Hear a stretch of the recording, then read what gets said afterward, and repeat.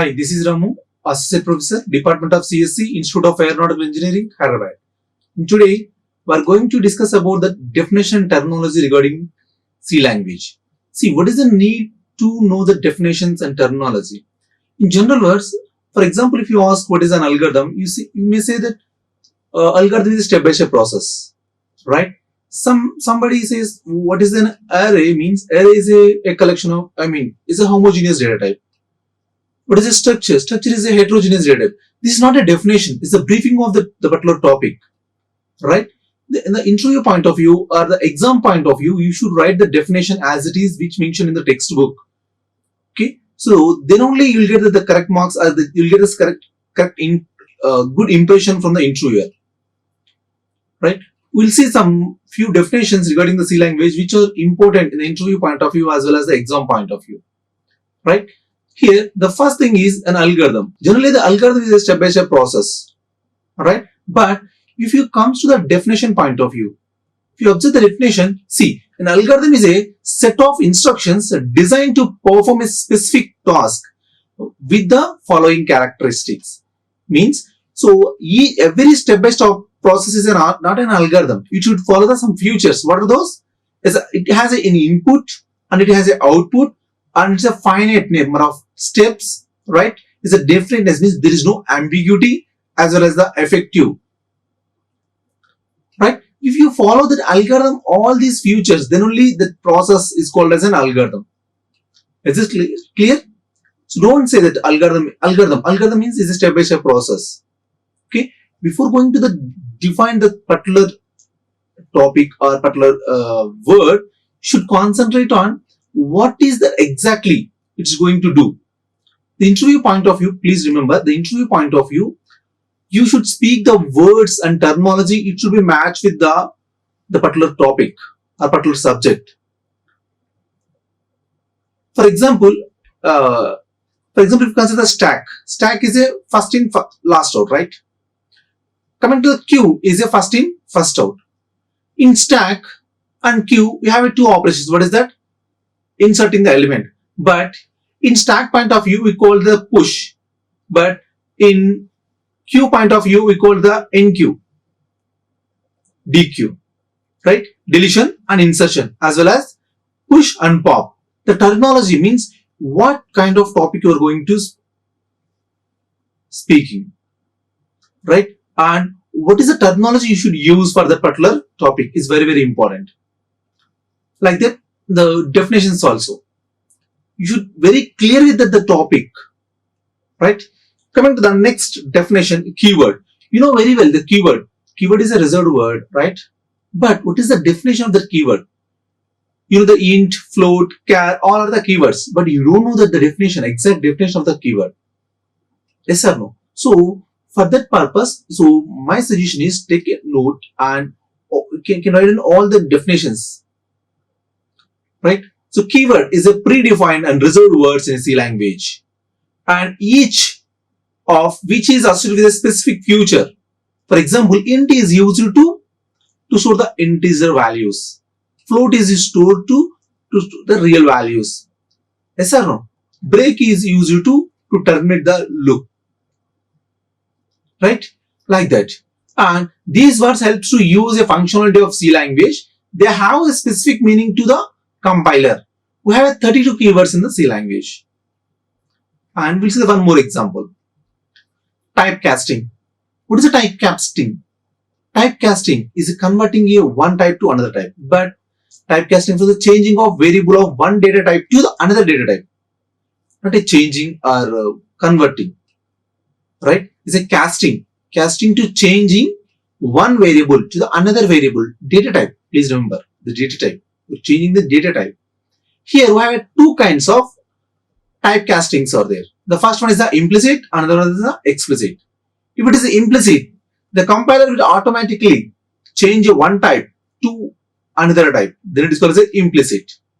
This is an example. Int a equal to 2.5. Then the float value is directly converted into the integer, and if you print a value by directly, it will going to print that answer is 2. Coming to the explicit, we're going to use a typecast what type of data you require. See, the user can take a cast the result, make it in a particular data type. See, for by representing the data type. This is what is explicit. Next, one more definition: actual and formal arguments, parameters. So most of the interviewers are going to ask that what is the actual parameters, or what is the formal parameters, or what is the actual arguments or formal arguments. Sometimes called as a dummy arguments also. The formal arguments are called as a dummy argument sometimes. See, this is the function definition, right? This is the called function. This is the calling function. See, what are the variables are there? Data items is there is called as a actual arguments. Coming to these one is called as a formal arguments. Is it clear? Coming to the definition. So the identifier used to method to stand for the value that is passed into the method by caller means calling method, and the actual value, so actual parameters, the actual value that is passed into the method by a caller. So this means calling. Please note this is the calling function and this is the call function. You know what is the actual argument, but what is the formal argument, but you don't know, you're unable to express that what is the actual argument, what is the formal argument, right? So the interview point of view or exam point of view, you may forget to how to express that thing. Try to concentrate, take a paper and pen and note down all the definitions. It will be very useful, right? And next, array. Simply, array is a homogeneous data, but that is not a definition of the array. So see, an array is a simple data structure that stores a multiple elements of the same data type in a reserved and sequential manner. Is this clear? This is the definition. An array is a simple data structure that stores multiple elements of the same data type in a reserved and a sequential manner. See, the array variable. This is the variable name. Array is a variable name, and this is the size of the index of the element. This is a simple example of that array. Already all we discussed in the lectures. Here I am here to tell you how you need to define the particular word or the topic. The interviewer or how you are going to represent. How to represent the topic in the exam. That is very, very important. Next thing, recursion. You know, recursion, a function call itself is called as recursion, right? But see how the definition looks like. The process in which function calls itself directly or indirectly is called recursion, and the corresponding function is called as a recursive function. The definition is very, very clear. It tells you everything, right? You know that a function call itself is called as recursion, but as per the definition, how they are going to represent this process in this function call itself is directly or indirectly is called recursive, and the corresponding function is called as a recursive function. See, this is the function is a normal function. When you call itself means again it is going to call this function. A function call itself, it is called a direct recursion. Is this clear? This is the definition of the recursion. Coming to the function. Function, what is a function means? So generally, if you answer that what is a function, so function is a module, or even you don't know that what is the exact definition of the function. Yes or no? So that is why, see, a large C program is divided into the basic building blocks of called C program. Means a support of your program is called as a function or a module. C function contains a set of instructions enclosed with a flower brackets, which performs specific operations in a C. Is this clear? So the main purpose of the functions are to reducing the time as well as the complexity. You can call the same kind of function a number of times. So no need to write the same kind of code multiple times. And as well as if you divide your program into sub-modules, it will give more clarity during the debugging. Is this clear? Please note this. The definition should be like this. Don't write your own words. The terminology and definition should be used from the appropriate to the particular subject.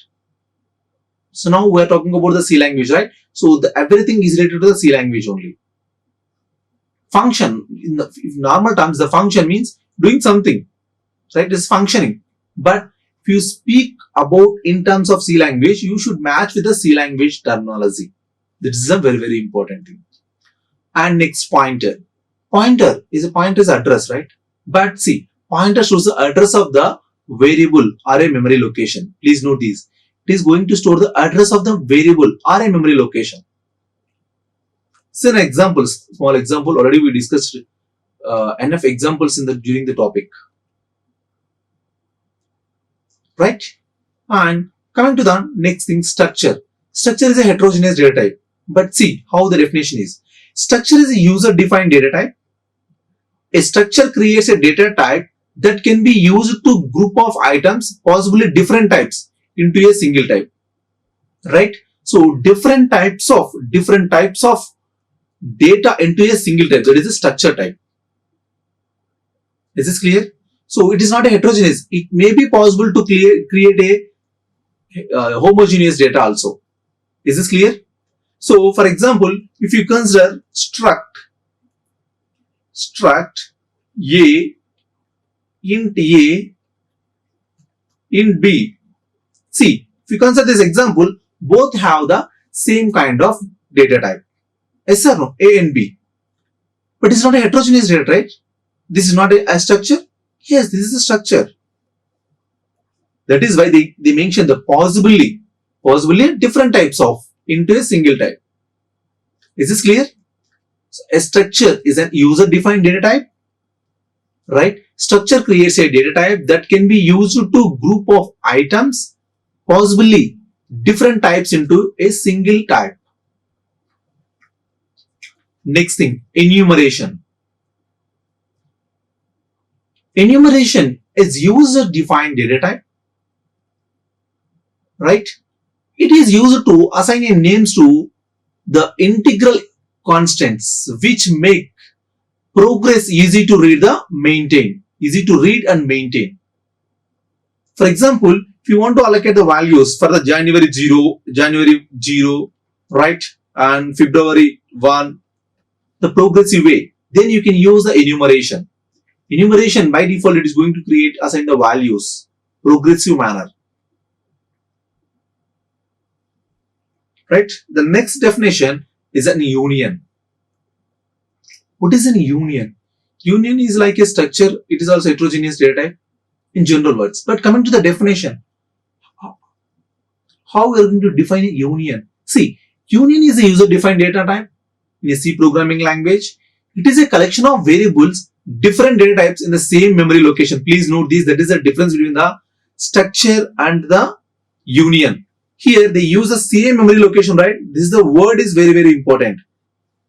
Don't tell the same definition for the structure and the union. So union is going to use the same memory location. Is this clear? Coming to the structure, every data type has its own memory location. Next, dynamic memory allocation. Most of the interviewers are very much interested towards the dynamic memory allocation. See, what is a dynamic memory allocation? So dynamic memory allocation is the process of assigning the memory space during the execution of time, means the runtime. Going to allocate the memory at the runtime. Reasons and advantages of allocating the memory dynamically. What is the reasons? See, when you don't know how much amount. So what is the reason means? See, when you don't know how much amount of memory would be needed for the program beforehand, right? If you want to run that program, how much memory is required, then you don't know. Before running the program, then you require the dynamic memory allocation. Dynamic memory allocation are going to assign the memory at the time of runtime. That is the only difference between the static allocation and dynamic allocation. The time of dynamic memory allocation, you can increase or decrease your memory based on your requirements. For example, I am going to develop a project for the SBI. I don't know how many customers are going to open account in the SBA. Yes or no? That time, I cannot statically initialize that 1 lakh customers or 2 lakhs customers. The customers counts is by default increasing day by day. Right? That time you can use the dynamic memory allocations. Please note that the time of interview, try to use some general examples related to the particular topic. If you explain the topic with the example, definitely you will get some higher edge. Right? These are the functions are available to allocate the memory. malloc and calloc. These two functions are used to allocate the memory, and this is the allocation. Deallocating a memory, and coming to this is the reallocating. It means either increasing or decreasing your memory. So already we had enough discussion on dynamic memory allocation. Next, file. So what is a file? See, coming to the definition, file represents a sequence of bytes on the disk where a group of related data is stored. File is created for a permanent storage of data. It is a read-made structure. Right? Ready-made structure. See, the definition is very clear regarding the file. But if you ask in general words, what is a file means, you may say that, yeah, file is a collection of records generally. But coming to the interview point of view or exam point of view, see, you should write or you should tell this kind of definition. Next, stream. What is a stream? See, a stream is a logical entity that represents a file or device that can be accept input or output. See, an input or an output functions is standard C, operated under the data streams. So my suggestion is take a pen and paper, try to know all the definitions, okay, and try to convert the definition as your own words. Don't tell as it is which they mention in the textbook, okay, but that should be meaning of everything whatever they mention in the textbook. Right? Don't tell the definition in the 1 or 2 words. Right? Thank you. Thank you very much. Like, share and subscribe. Hit the bell icon for more updates.